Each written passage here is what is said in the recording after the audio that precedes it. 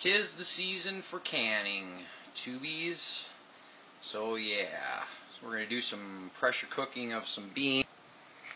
I'm just going to do 6 full quarts. Just basically pick them from the garden, trim them up. I see, normally I like to cut both ends off the beans, but these have been sitting in the fridge for a few days, so I want to just get them processed and be done with it. So I like to put it's kind of hard to focus, but some canning pickling salt. Just take a spoon, put that, one spoon per quart jar. And this year, I'm going to try, I put some garlic pieces in the bottom of these beans, give it a little, try to jazz it up a little bit. And then the almighty pressure cooker, which I got on right now. We got a gas stove, and I got, I don't know, you see my water lines down there at the moment till I get the jars in here. And then in this pan, I got 6 spinners, 6 lids. Well, you want to get them lukewarm, like right there is probably perfect. Cause now I'm going to fill these up with tap water to the top, and I will cut back in then. Alright, so I got 3 in here already. You can see, well, not really, but water's starting to steam. Shut them off because them are like really, really hot. And what you want to do, which I pretty much did on these already, is go around, make sure the threads of the jar is clean. That's clean, nothing on there. And I gave myself, you can kind of see I filled them with water to about here. Nice clean fingers. Right about here. And then that's my head space I'm going with. You can go with beans a little higher than I did, but and then take your finger and just get that wet.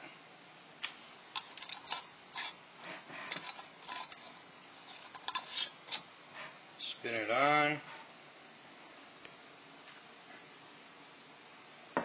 It's hard to crank this down, but you don't want to crank these excessively tight, because when these are in the pressure cooker, the liquid in here boils, and the pressure cooker gets it above boiling temperature to cook and get rid of any chance of botulism and all them other good things that can grow in these jars. And the beans you got to pressure cook, unless you're using some type of vinegar and you're pickling them, then the vinegar is what keeps them from going bad. Otherwise, these straight up beans like this, you got to pressure cook. So, but you don't want to get these too tight, because this water actually boils inside this jar and burps past this rubber seal here. And then, so it's got to escape. And you can blow that gasket if you aren't careful and get too tight. Oh, wow, that's really hot. I seen at the store the other day in the canning supplies, they got a little plastic pinchy thing now, so you can reach in and grab your stuff without getting scalded. Every year you want to check you can reuse these spinners, but you want to check, because this little lip edge right here, the more you use them every year, it bends upward. So you want to be careful, and you inspect your jars. You don't want any nicks around there. You look them over real good for any spider cracks or anything, because it's a lot of work to get them all in there and have one jar explode, and everything in that jar obviously is mixed with glass. Second, another little note, you want to use the jars with, the ball jars. These, and here's a Kerr. And these are pretty old. I got some of the old mason jars that are that darkish green color, but whatever you can tends to look like an abomination when you're done. But alright, got my 6 jars in there, and the spinners are, like I said, I grab and I crank on them, and not hardcore. That's kind of, you got to feel it out yourself. But yeah, I got about that much water in there. If you read the manual, you just don't want to go over the lids with the liquid inside the pressure cooker. I like to go at least 3/4 of the way up the side of the jar. I've never had any problems doing that, so that's pretty much what I do.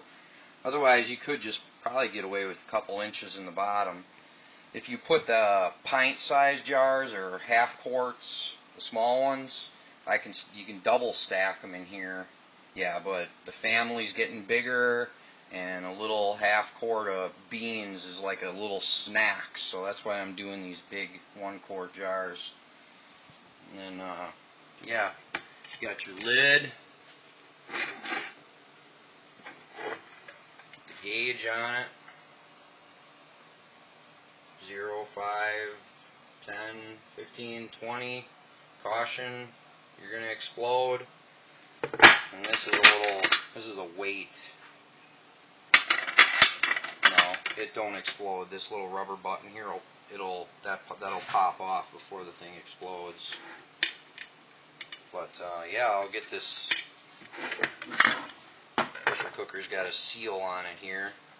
I'll run some water around that, plop her on, you got the lid on. This is your average pressure cooker they sell at Walmart, the bigger one. And then this newer one's got these safety features. So you can see you're supposed to line these marks up, and then you close the handle, and then when the temperature gets, you'll hear it start to boil inside there. And it'll start boiling and boiling and hissing out of this vent right here. And once it builds up, whatever, this will pop up, and then it'll start to build pressure, and you can watch your gauge. So, watch the PSI. But like I said, it won't build pressure till this valve pops up. So, yeah, and then you adjust your heat accordingly and go from there. There's other pressure cookers out there where this weight actually has different holes drilled into it, and for like 5 pounds, they'll have a different hole for 10 pounds or 15 or 20.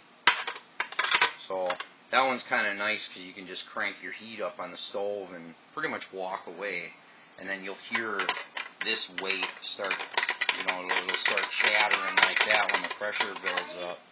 Say hi, Billy. Hi, Mama. Mama? Oh, you can see she's starting to hot.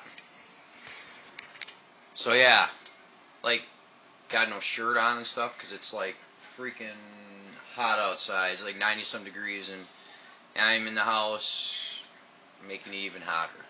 So yeah, but work's got to be done.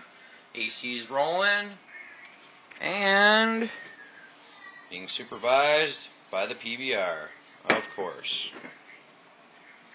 So yeah, I forgot to mention I like start mumbling stuff and oh, look at that.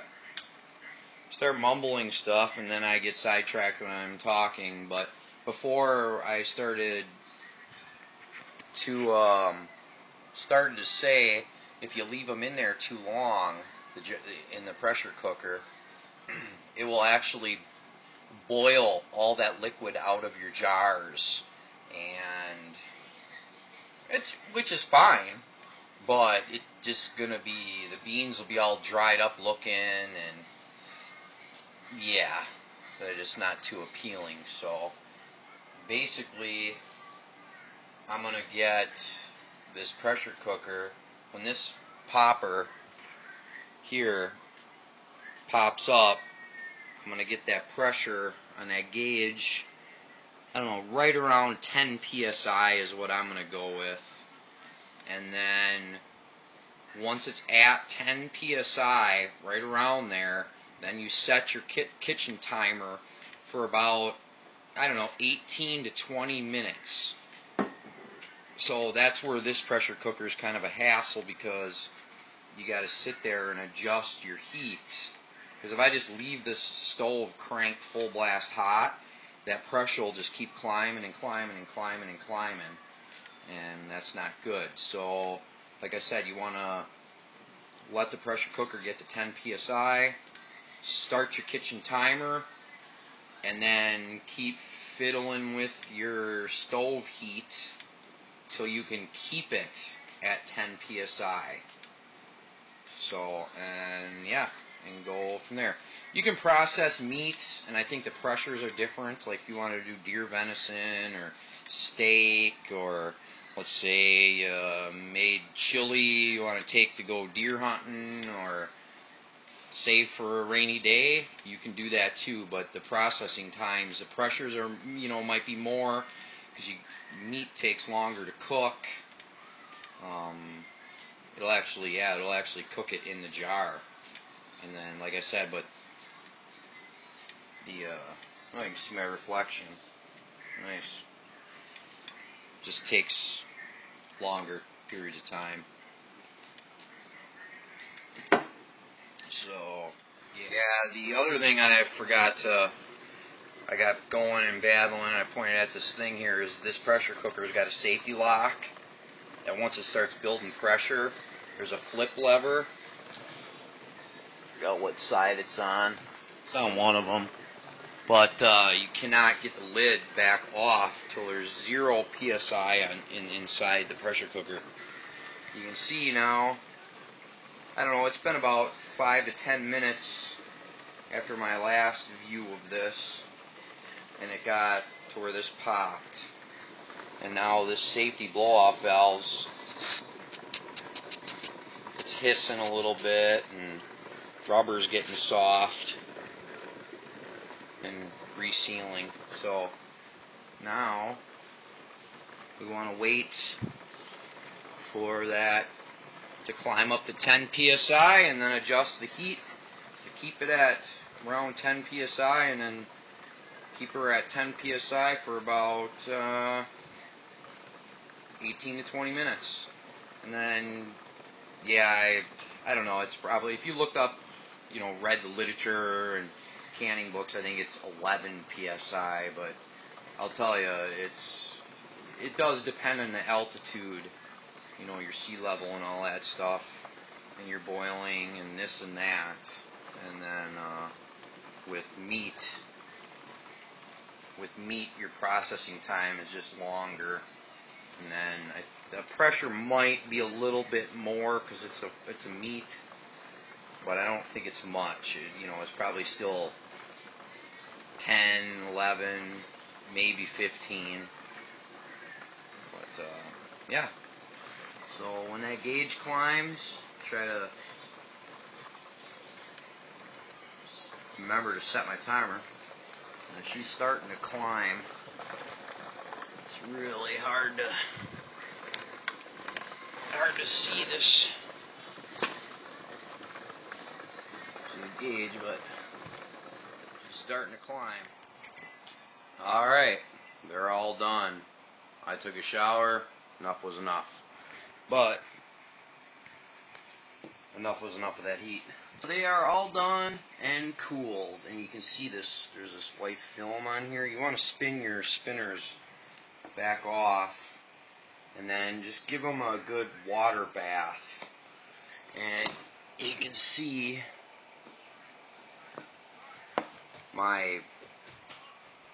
the head space I got going on here. It's right there, so it only dropped a little bit. So didn't burp out too much water. Got a success. All of them popped down as they cooled. So total process time, which does not include cutting them up,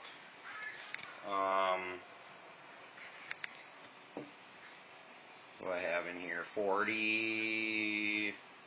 Because I mean, they were in the pressure cooker cooking 18 minutes, but then what I found was, by the way, it dawned on me once I started doing it, I should write this down so the siblings and such know how to do it when they start doing their own stuff, hopefully.